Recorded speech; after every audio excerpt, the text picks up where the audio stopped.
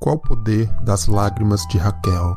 Neste estudo, vamos mergulhar numa história fascinante que está no livro de Jeremias. E esta história ecoa no Novo Testamento, já que Mateus também fala desta profecia do choro de Raquel, no evangelho que ele escreveu inspirado por Deus. Jeremias capítulo 31, versos 15 e 16. Assim diz o Senhor, uma voz se ouviu em Ramá, lamentação, choro amargo. Raquel chora seus filhos, não quer ser consolada quanto a seus filhos, porque já não existem. Assim diz o Senhor, reprime a tua voz de choro e as lágrimas de teus olhos, porque há galardão para o teu trabalho, diz o Senhor, pois eles voltarão da terra do inimigo. O ministério de lamentações e pranto, Jeremias é também chamado por muitos como o profeta do choro. Por cerca de 40 anos, ele profetizou para o reino do sul, de Judá, em um alerta de Deus que poderia os livrar do cativeiro da Babilônia, que ameaçava o povo de Deus naquela época. Jeremias era também um profeta para as nações. Neste período de cerca de 40 anos, ele foi ridicularizado, preso, jogado em um poço, escreveu o livro de Lamentações antes da tomada de Judá e da cidade de Jerusalém. Este livro de Lamentações foi rasgado, ele refez e adicionou ainda mais coisas, e viveu para ver o cumprimento de algumas das profecias que o Senhor lhe deu, tais como a tomada de Judá e Jerusalém pela Babilônia. Mas qual a relação do ministério de Jeremias com a vida de Raquel, a esposa amada de Jacó que vemos angustiada no livro de Gênesis, pois ela não conseguia ter filhos? Qual essa relação? Talvez não sabemos muito sobre Raquel. O seu túmulo, ou pelo menos o que acredita ser o lugar onde ela foi enterrada, é ainda visitado por muitos em Israel nos dias de hoje, em parte por causa dos versos de Jeremias e também por ela ser a esposa do patriarca Jacó e dos seus famosos 12 filhos homens. Mas qual a ligação destes versos que acabamos de ler em Jeremias capítulo 31 com a história de Raquel? Qual a similaridade do pranto de Jeremias com o de Raquel? E o que nós, nos dias de hoje, mais de 2.500 anos após Jeremias, temos a ver com essas histórias? Nós lemos o livro de Jeremias, o livro de Lamentações, a mesma história de Raquel e a sua luta para gerar um filho para Jacó. Ou até mesmo os judeus choram no muro das lamentações. Eles ficam e nós também ficamos tristes. Assim, também quando lemos a história de Jesus e lembramos como seus pais terrenos, José e Maria, o tirou de sua terra natal e foram para o Egito, fugindo da fúria do rei Herodes, que queria matar todas as criancinhas dos arredores de Belém, menores de 2 anos de idade. Isto tudo nos entristece. Então lemos essas histórias e ficamos tristes. Talvez até choramos com a nossa própria história, com nossas próprias frustrações dessa vida. Mas qual a ligação que Deus quer fazer entre essas histórias de Raquel, de Jeremias e o cativeiro de Judá, e também de Jesus sendo levado pelos seus pais para o Egito para fugir da fúria de Herodes? Também a história que o Evangelho de Mateus recorda como sendo um cumprimento do que Jeremias falou do choro de Raquel. De onde Jeremias tira estas palavras no seu livro, no capítulo 31, versos 15 e 16. Como vamos ver agora, Deus revela a Jeremias coisas profundas que estão guardadas no livro de Gênesis, na história de Raquel, Jacó e de um de seus filhos, José, e na realidade de toda a família. Vamos lembrar um pouco da história de Jacó e de Raquel. Isaac e Rebeca tiveram gêmeos, nasce Esaú e Jacó. Vemos que Jacó já nasce segurando no calcanhar de Esaú na busca da bênção de seu filho primogênito. Mas a verdade é que Esaú foi o que nasceu primeiro.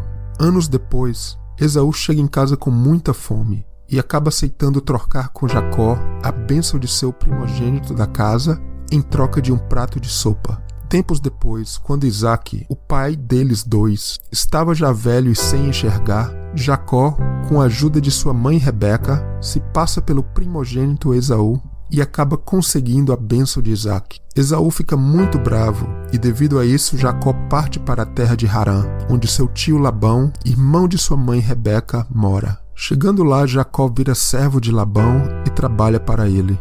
Como salário, pede que ao final dos 7 anos seja dado a ele a filha mais nova de Labão, Raquel, como sua esposa.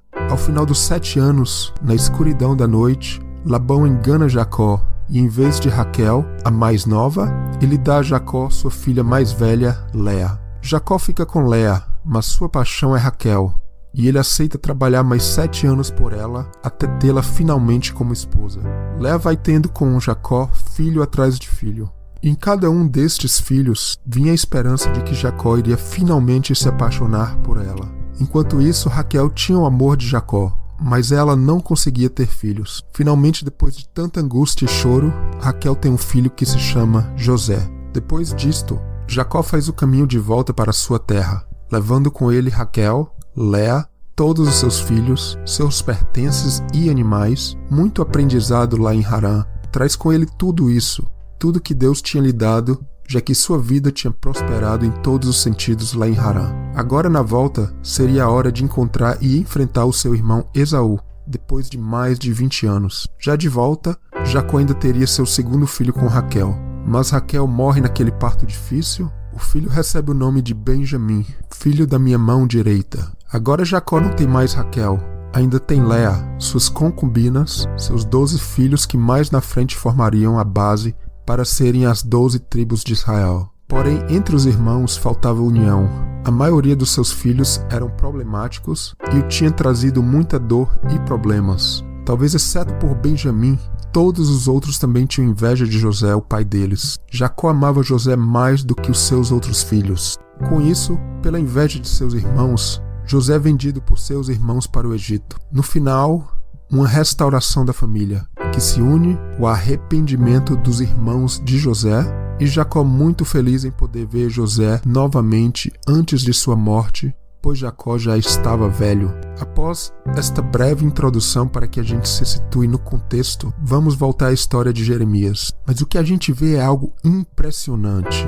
À medida que Jeremias vai falando nos versos 15 e 16 do capítulo 31, vemos que suas palavras são proféticas e se movem do final para o começo na história de Jacó, Raquel, José e a família. Então, Jeremias capítulo 31, verso 15. Assim diz o Senhor: uma voz se ouviu em Ramá. A palavra Ramá é o nome de uma cidade onde o profeta Samuel morava e também significa no alto ou monte. Para nos situarmos no contexto de Jeremias, vamos mergulhar mais um pouco na história de Raquel. Como falamos, a esposa amada de Jacó, Raquel, morreu antes do seu filho amado José ser vendido para o Egito. Aqui vemos o que parece ser uma Raquel lá no alto, nos céus, que é o sentido da palavra Ramá, usada por Jeremias. Lá em cima, ao nível do Pai Eterno, chorar pela dor de seu filho quando foi jogado em um poço por seus irmãos, depois sendo levado para o Egito como escravo. Dor maior ainda seria vê-lo no Egito, sozinho, sendo enganado pela esposa de Potifar, que na tentativa frustrada de seduzi-lo, acabou por jogá-lo em um poço mais profundo ainda, que seria a prisão. Vejamos o que a esposa de Potifar vai falar para os homens do seu palácio para explicar a história, mentindo sobre o verdadeiro fato que tinha ocorrido. Gênesis capítulo 39, verso 15. E aconteceu que, ouvindo ele, José, que eu levantava minha voz e gritava, deixou sua roupa comigo. Mas note, são praticamente as mesmas palavras de Jeremias. Uma voz se ouviu em Ramá, lá no alto. Aqui o contraste. Enquanto a esposa de Potifar simulava e mentia com suas palavras, jogando José na situação mais baixa possível, temos Jeremias que parece ver a sua mãe, Raquel, que já tinha morrido, proferindo as mesmas palavras de pranto. Raquel já morta, lá no alto, Ramá, como que um símbolo dos que são fiéis e que estão em total sintonia com os pensamentos do nosso Pai Eterno, lá no alto. Raquel, assim como Jeremias, são símbolos destes que estão em acordo com os planos do Pai, entendendo o momento que seu povo está passando. Aqui em Jeremias, capítulo 31, verso 15, a palavra Mara, no hebraico, que significa amargura, é usada com 2 letras, resh, e significa muita, mas muita amargura mesmo. Interessante que na bênção de Jacó para o próprio José, em Gênesis, capítulo 49, verso 23, Jacó usa uma outra palavra Mara, e alguns até dizem que as 2 letras resh, no hebraico, desta palavra se refere a uma possível referência de Jacó aos 2 momentos mais amargos da vida de José, que foram, primeiro em sua própria casa, quando por seus irmãos foi jogado no poço e vendido ao Egito, e a segunda vez na casa de Potifar, quando a esposa deste o acusou e ele foi jogado na prisão. Vamos continuar com Jeremias, no capítulo 31, verso 15. Raquel chora por seus filhos, recusou ser consolada. Mas veja, essas são exatamente as palavras de Jacó, quando seus filhos falaram para ele que José estava morto. Impressionante. De fato contaram uma mentira, pois José tinha na verdade sido vendido por eles mesmos para o Egito. Como vemos em Gênesis capítulo 37, verso 35. Seus filhos tentaram consolar Jacó, mas ele falou que Jeremias iria repetir. Porém, recusou de ser consolado. A gente vai vendo algo incrível. À medida que Jeremias prossegue em frente, as palavras são tiradas do livro de Gênesis no sentido inverso, voltando no tempo, na história de Jacó, Raquel e José. Uma lembrança dos piores momentos da vida de José. E em Raquel, o símbolo de uma esposa fiel, em completa sintonia com os sentimentos e a dor de seu marido, Jacó, o já convertido Israel, que muitas histórias, principalmente após ter seu nome trocado para Israel, passa a ser uma figura e tipologia do Pai nos céus. Então Raquel está ali em cima, naquela posição, em harmonia com seus pensamentos e o sofrimento do nosso Pai eterno. Voltando para Jeremias, ele fala ainda no verso 15: uma voz se ouviu em Ramá, lamentação, choro amargo. Raquel chora por seus filhos, recusou ser consolada, porque eles já não existem. Mais uma vez, as palavras voltam ao tempo, em ordem oposta da história contada no livro de Gênesis. Se a gente voltar para Gênesis capítulo 37, verso 30, estas foram as mesmas palavras de Rúben, o filho mais velho de Jacó, quando viu que José, o que tinha sido jogado no poço por eles mesmos, já tinha sido tirado do poço por seus outros irmãos e tinha sido vendido como escravo para o Egito. Rúben não sabia, de fato Rúben não queria matar José e temia que seus irmãos o fizessem. Rúben esperava que mais tarde pudesse tirar José da cova, o que nunca aconteceu. Vemos aí em Gênesis, capítulo 37, versos 29 e 30. Ele fala duas vezes. Na primeira, quando vê que José não está mais lá no poço. E a segunda, quando fala a seus irmãos. Ele não está mais lá. Mas note, é exatamente a mesma palavra em hebraico utilizada no verso de Jeremias. Mais uma referência a um momento extremamente amargo da vida de José. Um fato importante a ser lembrado. Ao final de toda essa história, no final do livro de Gênesis, vemos que Jacó dá para José a bênção do primogênito e com ela o nome Israel. Podemos confirmar isso em 1 Crônicas, capítulo 5, versos 1 e 2. O filho que sofreu e venceu todos os obstáculos em sua vida, recebendo ao final a recompensa de seu primogênito de seu pai. Nós, cristãos, às vezes vemos José apenas como símbolo de Cristo, o que realmente ele é e com muita clareza, já é muito poderoso dessa forma. Mas ele também é símbolo da nação de Israel como um todo. E lá na frente na palavra de Deus, após os tempos do rei Salomão e com a divisão do reino, José passa a ser também um símbolo do reino do norte, que tinha José como uma de suas tribos. Aqui neste ponto, na época de Jeremias, o reino do norte chamado de Israel, pois tinha José como uma das tribos, já tinha sido levado a cativeiro pela Síria. Jeremias, durante seus 40 anos de ministério, profetiza para Judá, que tinha Jerusalém como capital. Verdade que ele era também um profeta das nações.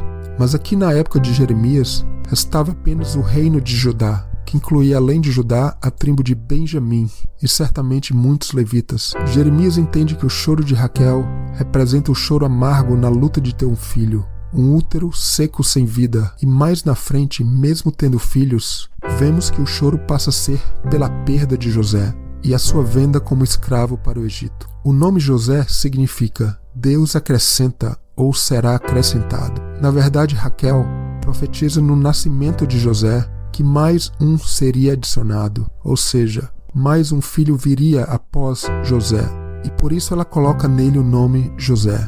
Realmente vemos que mais um viria anos depois e se chamaria Benjamim. Mas no caso de José, ele seria removido, tirado da família pelos seus próprios irmãos e levado ao Egito. Interessante, se o nome de José significa Deus acrescenta ou será acrescentado, vemos que José seria adicionado à família novamente quando a família se une no final da história do livro de Gênesis. Ele seria tirado e retornava novamente sendo adicionado à família. Esses momentos em que José não está presente com sua família, seja antes do seu nascimento, seja na sua venda como escravo ao Egito, ou mesmo na ida dos seus descendentes a cativeiro, o povo de Israel e Judá, estas são todas situações que geram um choro inconsolável em Raquel, seja aqui na terra ou no alto. E mais um evento que podemos adicionar à lista: os habitantes de Belém e redondezas fugindo para o Egito por causa da fúria de Herodes. E como vamos ver no decorrer deste e outros estudos, a igreja atual, os que têm em sua frente a possibilidade de vencer e conquistar esse nome Israel, mas a situação hoje é a mesma, uma igreja cativa na Babilônia, como vemos no livro de Apocalipse. E fica a pergunta que queremos responder nesse estudo: onde está a Raquel dos nossos dias com seu choro amargo? Onde estão os Jeremias com seu ministério de pranto? Então Jeremias entende que José também significa a nação de Israel como um todo, além do que o filho de Raquel, seu irmão por completo, a tribo de Benjamim, também está ali junta com Judá, próximo a serem levados cativos pela Babilônia.